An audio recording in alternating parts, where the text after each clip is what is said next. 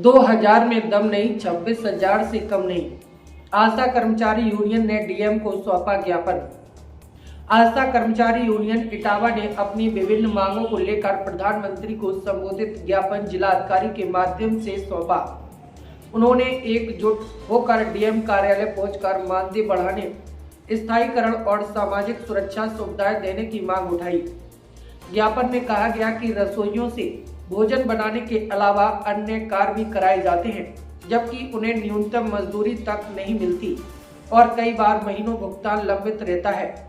Union ने कम से कम 26,000 रुपए प्रतिमाह वेतन, 25 बच्चों पर एक रसोइया नियुक्त, दुर्घटना बीमा, पेंशन व आयुष्मान कार्ड जैसी सुविधाएं देने की मांग की है। मैं संगीता हूँ, आशा कर्मचारी यूनियन की प्रदेश महामंत्री C2 से। जैसा कि आपने देखा है, आज पूरे देश में हमारी देशव्यापी हड़ताल है। उसी हड़ताल में हम सभी आशा संघनी बहनें और भी अलग अलग यूनियनें शामिल हुए हैं और इससे सरकार से हमारी ये है अनुरोध है, केंद्र सरकार, राज्य सरकार से और जिले के हमारे प्रशासन से, सभी से है। जिले स्तरीय हमारी बहुत सारी आशा संघनी का रुका हुआ भुगतान नहीं हो पा रहा है, कई मदों का रुका हुआ है, वो सभी भुगतान किया जाए। और अभी 2025 में जनवरी में केंद्र सरकार ने ये घोषणा की थी 1,500 रुपए आशाओं को देने की, लेकिन वो अभी तक जमीनी स्तर पे नहीं दिया गया है। मेरा सरकार से निवेदन है, तत्काल प्रभाव में जो उन्होंने घोषणा की है संसद में, उसे तत्काल प्रभाव में लागू किया जाए।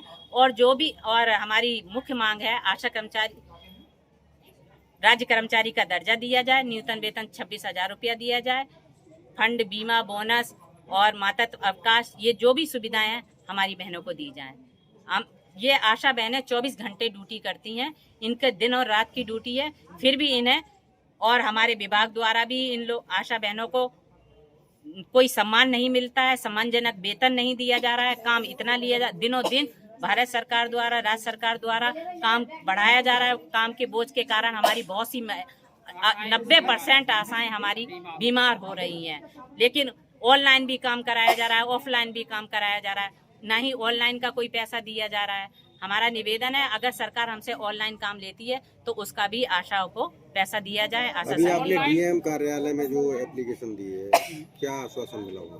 वहाँ उन्होंने कहा आपके स्तर की जो भी मांगे हैं वो हम, जो जिला स्तर की है वो हम जिला सीएमओ साहब से बात करके आपकी इन समस्याओं का समाधान करेंगे और आपकी मुख्यमंत्री और प्रधानमंत्रियों को जो आपका ज्ञापन है वो भी हम आपका भेजेंगे। संतुष्ट हैं आप उनके जवाब? ये संतुष्ट ऐसे जब हमारे जो उसके आश्वासन तो सभी बराबर दे रहे हैं।